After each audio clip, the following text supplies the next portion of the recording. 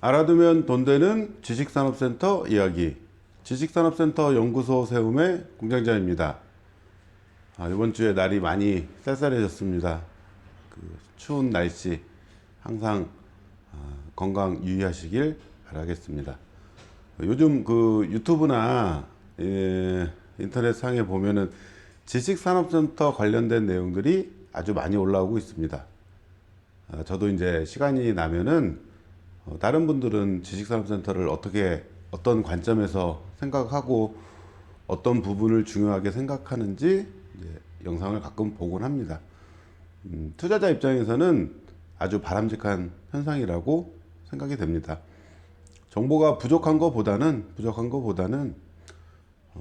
정보가 차라리 많아서 본인이 걸러서 들을 건 듣고 자기 것으로 만드는 데 있어서 정보가 부족한 것보다는 많은 편이 훨씬 바람직하다고 생각합니다. 저뿐만 아니고 다른 분들도 지식산업센터에서 중요하게 생각하는 부분이 어떤 부분인지 본인들의 것으로 만들어서 성공 투자하시기 바랍니다. 근데 아직은 내용 자체가 이제 지식산업센터가 괜찮은 것 같으니까 이렇게 기본적인 내용들이 많은 것 같고, 그 다음에 본인 현장 소개시켜 주시는 분들의 내용들도 많고, 그리고 이제 약간 우려스러운 게 뭐냐면은 너무 이렇게 비관적으로 대한민국에는 지식산업센터 공급이 너무 많다, 공실 부담이 너무 크고 가격도 이미 많이 올라서 이제 속된 말로 먹을 게 없다, 투자하기 비관적으로 바라보고 계신 분들이 계시더라고요. 부동산 투자에서 실패를 안 하는 방법이 있습니다. 실패한 투자를 안 하는 방법이 있습니다. 부동산을 매입을 안 하면 됩니다.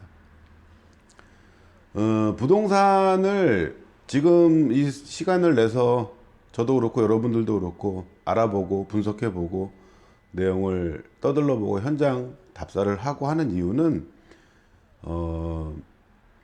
내가 어느 부동산이든지 단점이 있기 마련인데 그 단점을 내가 극복을 할 수 있는지, 헤쳐나갈 수 있는지, 헤쳐나갈 수 있으면은 장점을 살려서 좋은 물건에 투자를 해서 보다 좋은 본인만의 그게 이제 수익률이 될 수도 있고요, 차익이 될 수도 있고, 어려운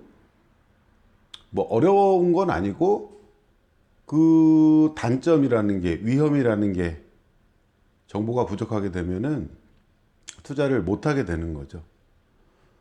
어느 투자 조언을 해줄 때 현장에서 저도 많이 있는 일이긴 한데, 잘 모르는 분야 같은 경우에는 비관적으로 얘기하는 게 나중에 욕도 먹을 일이 적습니다.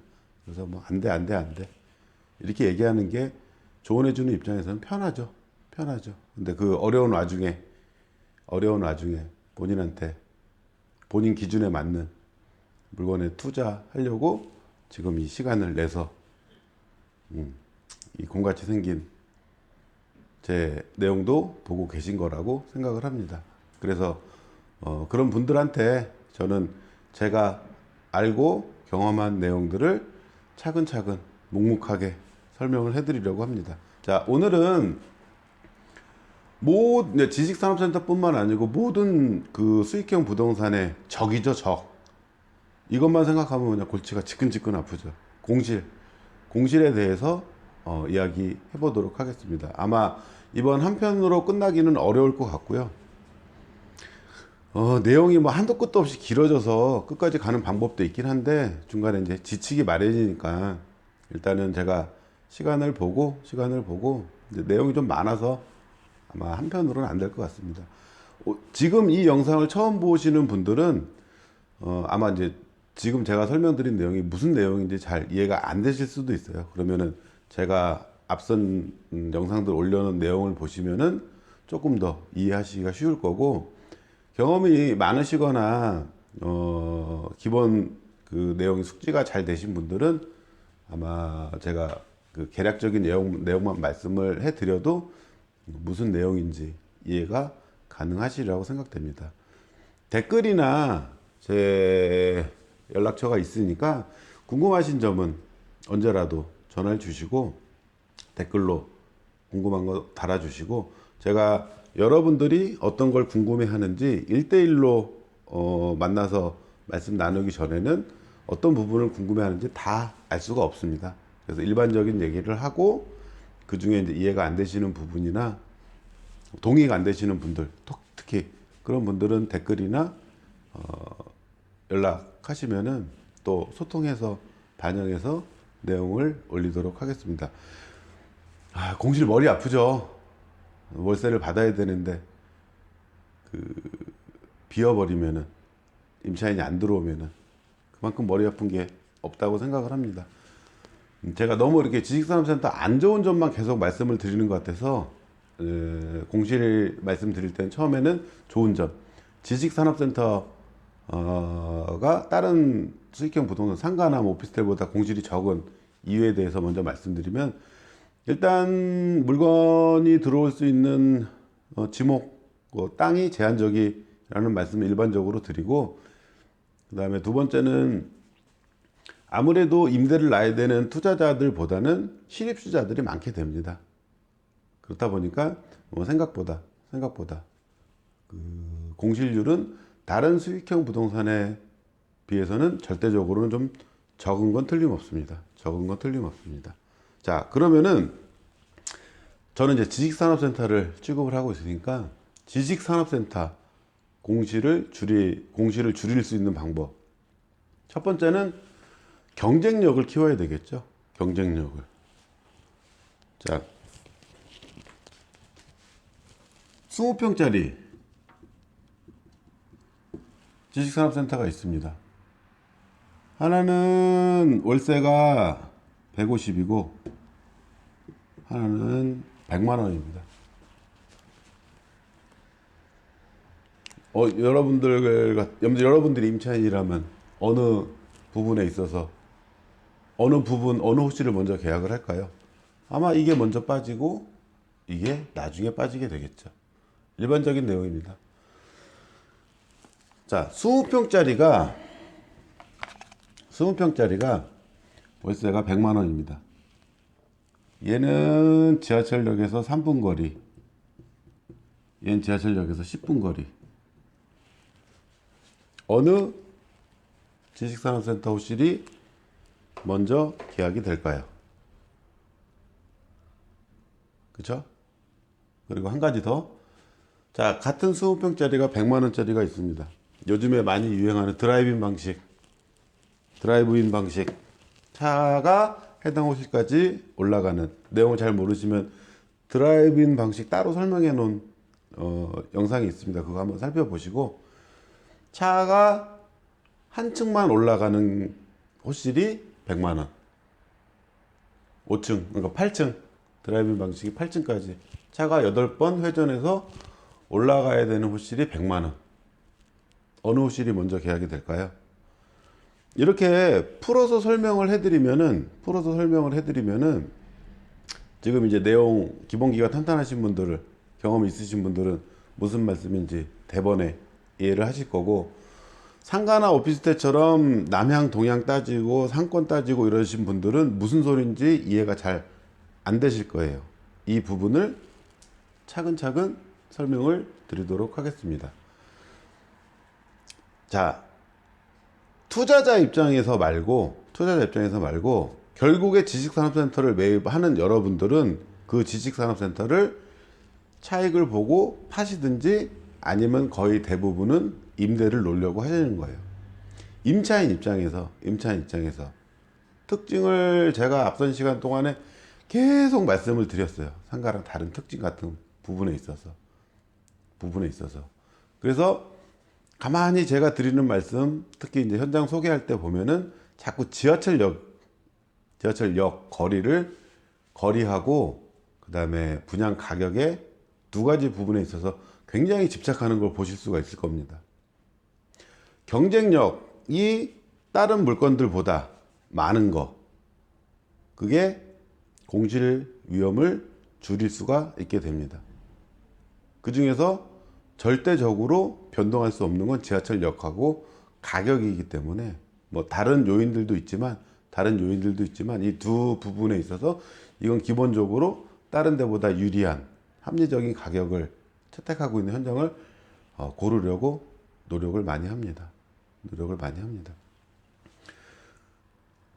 일단 공실이 지식산업센터는 일반적으로 공실률이 낮다고 말씀을 드렸는데 자, 20평짜리가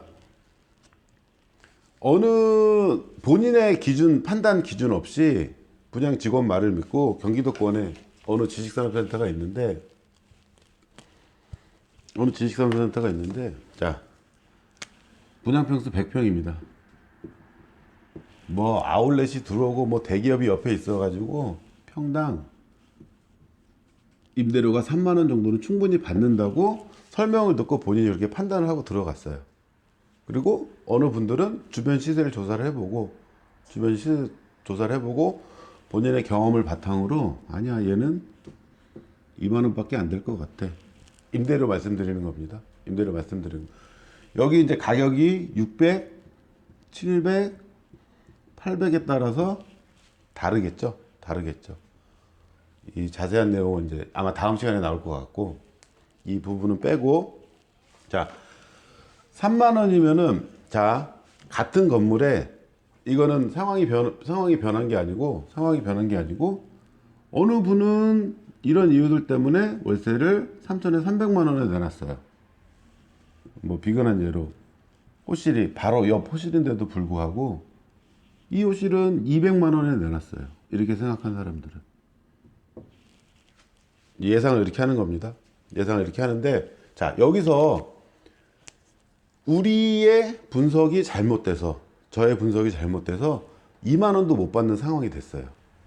그래서 임대 계약 되는 거는 한 18,000원 정도에 계약이 됐다고 치면은 자 300만 원 마음 먹고 있던 사람이 180만 원의 월세 양보하기가 쉬운 노릇이 아니에요. 그런데 자 공실이 한 달 정도만 지나도 200만 원에 마음을 먹고 분석을 해서 마음에 든다고 그 현장이 마음에 들어 투자하신 분들 같은 경우에는 20만 원 조정하는 거 그렇게 어려운 거 아닙니다. 200만 원 예상하고 있던 거를 기본적으로 300, 200의 물건이 돌아다니면 얘가 더 빨리 나갈 거고 여기서 자 120만 원 조정해 주세요 임차인이 하고 그 받아들여지는 데미지하고 자 200만 원에서 20만 원만 조정해 주세요 하는 데미지하고 다른 겁니다. 그만큼 처음에 정확하게 분석을 하고 너무 장밋빛 낙관적으로 분석을 하게 되면은 오히려 그분들은 300만 원을 고집하고 있으면 공실 기간이 길어질 수가 있는 겁니다. 지식산업센터 특히 분양물건 같은 경우에는 준공 떨어지고 난 다음에 첫 계약이 임대 입장에서는 아주 재미없고 서운한 계약이 될 수밖에 없죠. 왜냐하면은 그 어느 현장에 지식산업센터에 투자자 비율이 많아가지고 임대 물건이 만약에 100개가 돌아다닌다고 치면은 이건 다 준공 떨어지고 나면 100개 물건이 한꺼번에 나오게 됩니다. 다 이제 임대 놔야 되니까. 아, 나는 돈이 있으니까 6개월 있다 놀까? 이거 6개월 있다가 오른다는 확신이 있으면 6개월 있다 놔도 되죠. 근데 지사는 그런 특징은 전혀 없습니다. 100개 호실이 돌아다니다가 나중에 시간이 지나서 1년, 2년 지나서 100개 임대 물건이 한 달에 10개 정도씩 번갈아 가면서 나오면서 가격이 안정되는 특징이 있습니다. 그러니까 첫 계약이 중요합니다. 근데 300만 원을 고집하고 있는 사람은 공실 기간이 길어지겠죠. 그런데 예상을 잘해서 적당한 임대 시세를 파악하고 있으면은 자 임대 내가 2만 원에 200만 원의 월세를 예상하고 있는데 자 6억 7억 8억 평당 600, 700, 800이죠. 보수적으로 계산해서 6억의 수익률이 안 나오는 사람은 8억에도 매입을 안 하게 되죠. 매입을 안 하게 되죠. 이렇게 이제 골라내는 겁니다. 골라내는 겁니다.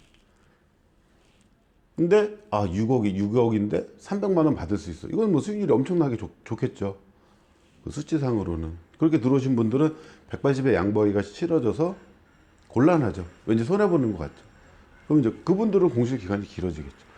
어느 지식산업센터 현장에 공실을 파악을 하실 때 그 물건이 얼마에 나와 있는지 파악을 한번 해보셔야 돼요. 자, 2호실이 물건이 나와 있어. 공실 기간이 나 6개월 갔어, 1년 갔어. 그런데 주변 시세가 200밖에 안 되는데 300에 계속 고집하고 있으면은 상가처럼 좋은 임차인 만나려고 그럴 수는 있습니다. 상가 같은 경우에는. 근데 지식산업센터는 그건 좀 바보 같은 짓이라고 그래도 되나요? 조금 이렇게 현명하지 못한 선택이라고 보여져요. 180에 놔야 되는 겁니다. 그리고 나중에 상황을 봐서 더 이제 헤쳐나갈 수 있는 방법이 되겠죠. 오늘은 공실에 대해서는 이제 경쟁력을 어떻게 갖춰야 되는지 일반적인 말씀을 드렸고, 다음 시간에 어떤 부분을 이제 좀 자세하게 말씀을 드리고, 실 현장을 비교를 해가지고 여러분들의 공실을 줄일 수 있는 방법에 대해서 말씀을 나누도록 하겠습니다. 더 다뤄줬으면 좋겠다, 공실 얘기할 때 이 얘기 했으면 좋겠다 하시는 분들은 댓글로 달아주시면 감안해 가지고 다음 영상에 또 올리도록 하겠습니다. 자, 다음 시간에 조금 자세한 내용을 가지고 찾아오도록 하겠습니다. 감사합니다.